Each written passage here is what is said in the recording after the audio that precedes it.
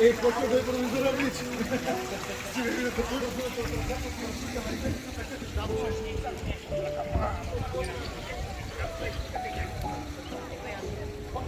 Picasso! Bă, ce tare! Am înțeles că tu știi să pictezi, nu? Pe pereții lui bunica, bravo ție! Te-ai pictat mult pe pereți? Bravo, mă, Pablo, mă!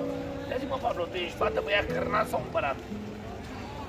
Un băiat curajos și un pic cam mâncăcios, așa-i? Și tu câți ani ai, domnule Pablo, că spune așa și pălărie? 60 de ani, ești, băi! 60 ani! Dar tu... 6 ani, da?